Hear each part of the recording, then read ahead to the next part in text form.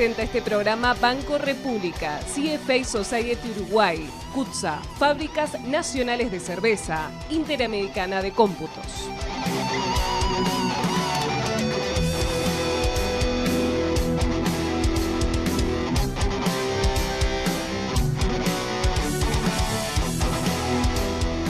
Buenas noches, gracias por acompañarnos. Estamos en ADN, además de noticias, el periodístico de BTV. Raúl. Buenas noches, una semana más. Segundo programa. Llegamos al segundo. Y seguimos con esto del coronavirus como eje central de toda la vida, ¿no? Es medio difícil zafar por ahora, ¿no? Y es imposible. Digo, por lo menos, a ver, podemos tratar temas satélites, ¿no? Que importan, que de pronto te derivan a la relación con la gente en el aislamiento, a temas de sanitario, a temas educativos, sí, ¿no? A temas de empleo, pero todos vinculados con esto, ¿verdad? Todo como eje el coronavirus y sus efectos. Sí. Hoy vamos a tener un programa eminentemente económico, pero no piensen que vamos a hablar de temas estos macro que mucha gente no entiende. No, vamos a hablar, la economía es lo que nos pesa en el bolsillo, tanto que en el bloque de educación financiera, Bárbara Mainzer va a estar dando unos consejos que le pido que atiendan porque hay miles y miles de uruguayos que tienen dinero para cobrar y no han ido a cobrarlo. Se les recomiendo que esperen, pero hoy tenemos como invitado central al director de la Oficina de Planeamiento y Presupuesto, el economista Isaac Alfie, un hombre fogueado en esto de las crisis. Estuvo trabajando en el Ministerio de Economía en el gobierno de Jorge Valle y fue uno de los gestores de la salida. Terminó siendo el ministro, sí, de esa administración, ¿no? Y hoy está al frente de la OPP. Y además del grupo de expertos. Exactamente, del GACH, ¿no? Grupo de Asesores Científicos Honorarios, ajá, un núcleo casi de 40 técnicos profesionales científicos que se articuló con una integración de la academia, el gobierno, los distintos organismos. La verdad que uno se siente seguro, hay mucha cabeza pensando en las posibilidades hacia el futuro, ¿no? En el próximo bloque vamos a estar hablando con Isaac Alfie. El hombre que calculaba, ¿no? ¿Te acordás del hombre que calculaba? El libro cuando éramos chicos, que nos obligaba a pensar, creo que ya ahora no se utiliza. Bueno, es el hombre que calcula. Está bueno, qué libro ese.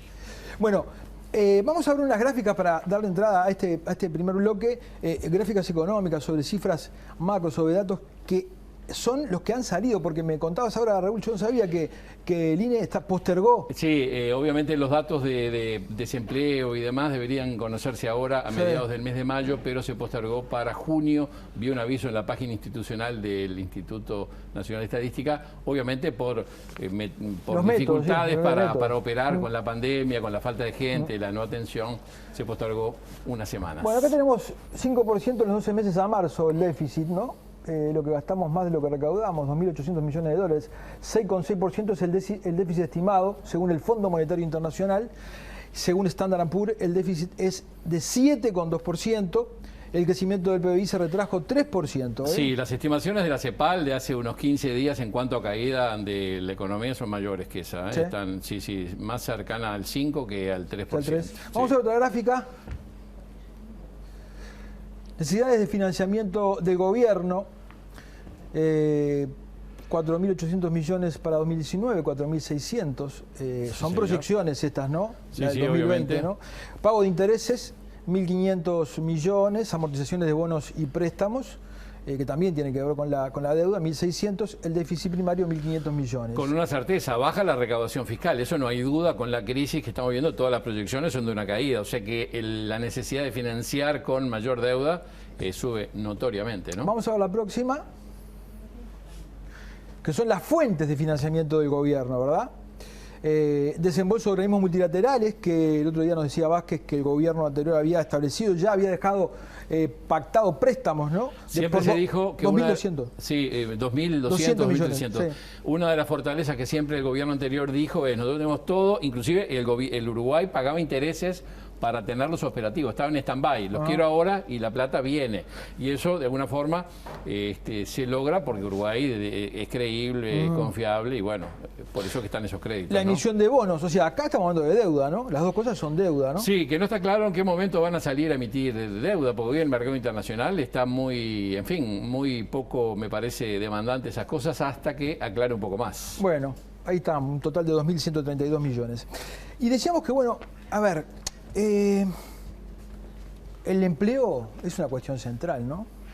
180.000 al seguro de desempleo en marzo, abril, ¿no? Exacto, Más o menos. 9% es el desempleo con el que entramos a la crisis. Veremos ahora, como decís vos, cuando salgan los datos del INE, pero la proyección es de 190 y pico de mil. Ya. Sí. No, yo dije marzo, abril, si no, le bueno, la sumamos lo de proyección son mayo. 190.000, ¿no? 190.000 personas al seguro de desempleo. ¿Y despidos? Algo más de 12.000, 13.000, ¿no? Sí, 13.000. Por ahí 13.000, anda sí. la cifra. En un desempleo, una pérdida de empleo que ya venía castigado de los meses anteriores. Tengo ¿no? acá los subsidios por desempleo, subsidios, 94.000 subsidios por desempleo solamente en marzo. En la crisis del 2002 fue 46.000, la mitad. En la crisis del 2002, que fue lo peor, la mitad de los subsidios por desempleo que se tramitaron ahora, casi 100.000. ¿Da la sensación de que lo peor ya pasó?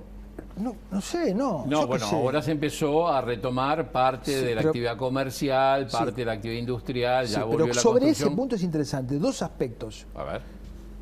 ¿Cuánto de lo que se generó podemos recuperar? ¿Cuánto de lo que vino para quedarse?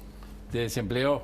En todos los ámbitos. Y bueno, es una preocupación central que me parece está en el mundo, ¿no? Y ni que hablar acá en Uruguay también, porque ya venía complicada, la desaceleración económica ya estaba presente, había caído el consumo, habían caído o desacelerado las exportaciones, la inversión bruta, y eso en definitiva genera, al haber menos inversión, menos generación de empleo o se pierde empleo, que fue lo que ocurrió. La segunda cosa. ¿Y cómo se motiva? La segunda cosa. Vino para quedarse. Lo segundo, ¿qué reveló esto? ¿No? Y me parece que tiene que ver con esto de que lo que reveló inciden en si vino para quedarse. Reveló que tenemos un nivel de empleo enormemente frágil, trabajadores que en esto del trabajo a distancia no lo pueden hacer porque no están preparados, no estamos preparados para eso, ¿verdad? También es cierto que muchos empleadores aprovecharon la volada, tenían una sobrecarga de gastos y aprovecharon para cortar, y hay que ver si vuelve. Claro, una de las críticas que se hacen de sectores políticos o de sectores empresariales es la rigidez de las normas salariales del empleo que tiene el Uruguay. Y bueno, en este momento y ahí se largaron con seguro de paro y muchos con despido, reestructuras empresariales. Obviamente que hay quien realmente lo hace porque no tiene otra alternativa y otros que aprovechan la volada para sacarse los excesos que según ellos tenían, ¿no? Vamos a trasladar ese mismo concepto, lo que sí vino para quedarse y lo que reveló en otro ámbito muy importante, consecuencia de esto seguramente, la pobreza, que tampoco tenemos el dato de pobreza, pero sí, no hay que ser demasiado 8%, genio para presumir que va a subir notoriamente. 8 y pico por ciento era antes de la pandemia. 8,8 creo que era, ¿no? El último 8,9, sí. Y después de la pandemia estiman que puede llegar a 13. Entre 94.000 y 127.000 pobres más. 127.000. Sobre los 310.000 pobres que ya teníamos, ¿no? Con los últimos registros. Dos datos que te doy.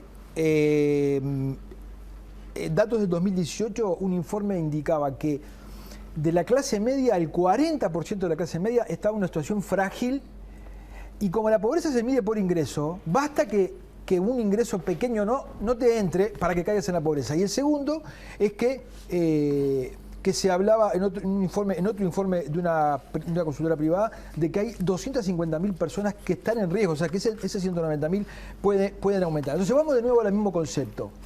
Esto sí, señor. ¿Vino para quedarse? ¿Se recupera con facilidad? Bueno, la CEPAL ayer lanzó la propuesta de generar la renta mínima para todos aquellos que estén por debajo de la línea de pobreza. Es decir, propuso una renta por 6 meses de lo que sería un salario mínimo, lo que sería una renta básica, que son unos 15.000 pesos durante 6 meses. Estima 200 millones de personas están en esta situación en la región, y por eso hizo esa propuesta. Y el segundo concepto, además vino para quedarse, ¿qué reveló esto? Bueno, lo que decíamos, la fragilidad que había en esa cifra mentirosa del 8%. Ahora yo te planteo, y en Estados Unidos el desempleo también es enorme, y en Europa es enorme, o sea que esto no es un tema solamente de país desarrollado, país en vía de desarrollo, sí, sino que es del mundo, ¿no? Pero hoy hablaba con un periodista en la radio, con un periodista israelí, que para ellos pobreza es que vos no puedas mandar a tu hijo al club. Ah, bueno, está bien. Sí, hay matices en eso. Entonces acá, que esto de que estallaron como hongos después de la lluvia las ollas populares, ¿se instaló ahora? ¿O es que estaba instalado y ese número simplemente te marca un dato que es de ingreso. Yo te doy, vos vivís en un rancho, con el barro hasta acá, con 300 millones de problemas. Yo te doy un poco de plata, en los datos salís de la pobreza y seguís con el barro hasta acá. Sí, sí. Eso es otra cosa que reveló esto. Vamos al último, a la educación, rápidamente, así nos queda tiempo para Ernesto Talvi. Bueno, para Isaac Alfi. ¿O me cambiaste ¿qué de dije entrevistado? yo? Talvi. No, No me cambiaste de entrevistado. Capaz podemos hablar de las relaciones comerciales. No, también, vamos a tenerlo, Talvi. Esto se va a revertir. Hoy las autoridades están hablando de que van a tratar de recuperar en julio, septiembre y febrero del año que viene. Pero esos muchachos que ya venían distanciados, que ahora tuvieron el 30% no se conectaron, Raúl, el 30% no tuvieron clase, ¿se recupera eso? ¿O vino para quedarse? Y yo creo que va a agravar la situación que ya se vivía en educación. Y en secundaria, vos el otro día en el programa anterior citaba la cantidad de chiquilines que no terminan el ciclo de secundaria. 6 de cada 10. Y esos son los que se va a agravar, sobre esos sectores se va a agravar la situación. Y el segundo concepto era, vino para quedarse, y que demostró que festejamos el Ceibal, divino el Ceibal, pero la verdad es que hay un 30% que no se conecta y que es lo mismo que la nada. Nos vamos a una tanda, venimos con el economista Isaac Alfi.